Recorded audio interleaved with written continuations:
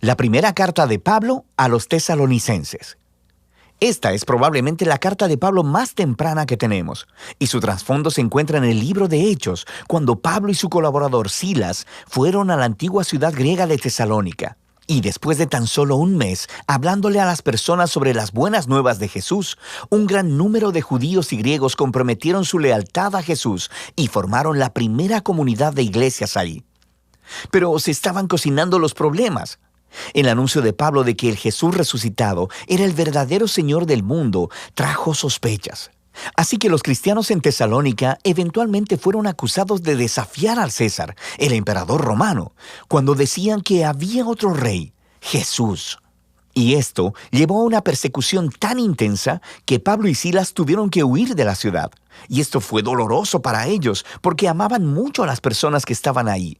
Así que esta carta es el intento de Pablo de volver a conectarse con los cristianos en Tesalónica. Después, Pablo recibió un reporte de Timoteo diciendo que ellos estaban muy bien y que estaban floreciendo a pesar de la intensa persecución. Él diseñó la carta en base a dos movimientos principales. Primero, una celebración de la fidelidad de ellos hacia Jesús, y luego, un reto a seguir creciendo como seguidores de Jesús. Y entonces, estos dos movimientos están rodeados de tres oraciones.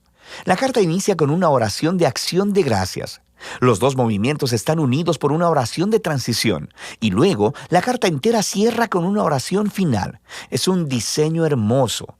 Pablo inicia dando gracias y celebrando la fe de los tesalonicenses, su amor por los demás y su esperanza en Jesús a pesar de la persecución.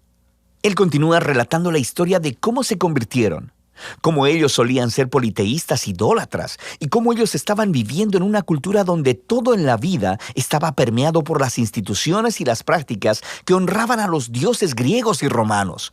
Y Pablo habla de cómo ellos dejaron a aquellos ídolos para servir al Dios vivo y verdadero, y cómo ahora están esperando la venida del Hijo de Dios desde el cielo. Así que, en una ciudad como Tesalónica, transferir tu lealtad hacia el Dios creador de Israel y al Rey Jesús tenía un costo: aislamiento de tus vecinos y hostilidad de tu familia. Pero para los tesalonicenses, el sobrecogedor amor de Jesús, quien murió por ellos, y la esperanza de su regreso, hacía que todo ello valiera la pena. Pablo luego hace un recuento de la historia de su misión en Tesalónica y de las queridas amistades que él formó allí con las personas. Aquí él usa metáforas realmente íntimas. Ellos lo trataron como su hijo y él se hizo como su madre. Y como su padre, él dice, nos hemos complacido en impartirles no solo el Evangelio de Dios, sino también nuestras propias vidas, pues llegaron a ser muy amados para nosotros. Pablo nos recuerda aquí que la esencia del liderazgo cristiano no se trata de tener poder o influencia. Es acerca de relaciones saludables y del servicio humilde y amoroso. Pablo les recuerda que jamás les pidió dinero. Él simplemente fue a amarlos y a servirles en el nombre de Jesús. Así que Pablo continúa reflexionándoles en la persecución que tienen en común, del mismo modo que Jesús fue rechazado y asesinado por su propio pueblo. Ahora Pablo está siendo perseguido por los judíos y los tesalonicenses están enfrentando hostilidad de sus vecinos griegos. Y Pablo obtiene un extraño consuelo al saber que los sufrimientos que juntos padecen son una manera de participar en la historia de la vida y resurrección de Jesús.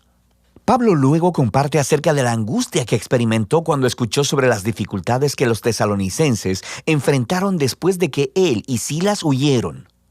Así que él envió a Timoteo para apoyarlos y para ver cómo estaban.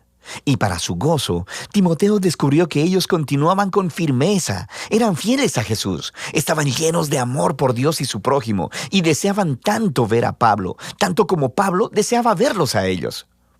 De manera que Pablo concluye con una oración por resistencia. Y lo que es genial es que aquí él introduce los temas que va a tratar en la segunda mitad de la carta. Él ora para que Dios haga crecer la capacidad de ellos de amar, que fortalezca su compromiso por la santidad. Según ellos, fundamentan sus esperanzas en el regreso del Rey Jesús. Así que él abre el segundo movimiento de la carta, retándolos a vivir una vida que sea consistente con las enseñanzas de Jesús. De manera que esto significa, primero que nada, un serio compromiso a la santidad y a la pureza sexual. En contraste con la cultura promiscua y sexualmente destructiva que está a su alrededor, ellos deben seguir la enseñanza de Jesús de experimentar la belleza y el poder del sexo dentro del refugio de una relación de pacto matrimonial comprometida. Dios toma muy seriamente la impureza sexual, dice Pablo. Esta deshonra y destruye a las personas y a su dignidad. Seguir a Jesús también significa un compromiso de amar y servir a los demás.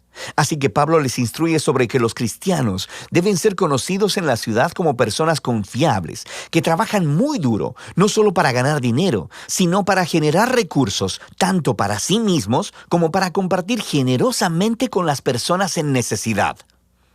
Después de esto, Pablo trata varias preguntas que los tesalonicenses tenían respecto a la esperanza futura en el regreso de Jesús. Así que algunos cristianos en la iglesia habían muerto recientemente, muy probablemente asesinados como mártires, y sus amigos y familias se preguntaban acerca de cuál sería su destino cuando Jesús regresara. Así que Pablo deja claro que a pesar de su dolor y pérdida, ni siquiera la muerte puede separar a los cristianos del amor de Jesús. Cuando Él regrese como rey, Él traerá hacia sí mismo tanto a los vivos como a los muertos. Y Pablo aquí utiliza una imagen realmente genial. Usa un lenguaje que normalmente describiría la manera como un súbdito del César romano enviaría una delegación para recibir su llegada a la ciudad. Luego, Pablo aplica esta imagen a la llegada del Rey Jesús. Cristo también será recibido por una delegación de su pueblo, quienes se encontrarán con el Señor en el aire, le dan la bienvenida y lo escoltan de vuelta a este mundo, donde Él establecerá su reino de justicia y de paz. Pablo quiere entonces que los tesalonicenses vean cómo esta esperanza debe motivarlos a la fidelidad a Jesús. Así que Pablo se burla de la famosa propaganda romana que dice que es el César quien trae paz y seguridad.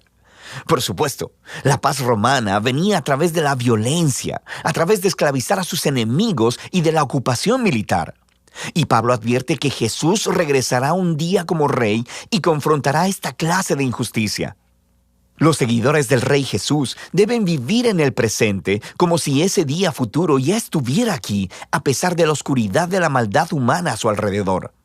Ellos deben permanecer sobrios y alertas, mientras la luz del reino de Dios resplandece aquí en la tierra, tanto como en el cielo.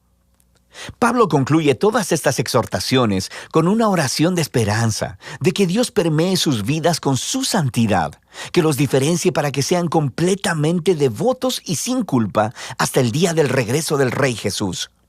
Primera de Tesalonicenses nos recuerda que desde el principio, el seguir a Jesús como Rey ha producido una manera de vivir contracultural o santa, y que esto a veces generará conflicto y sospecha entre nuestros vecinos.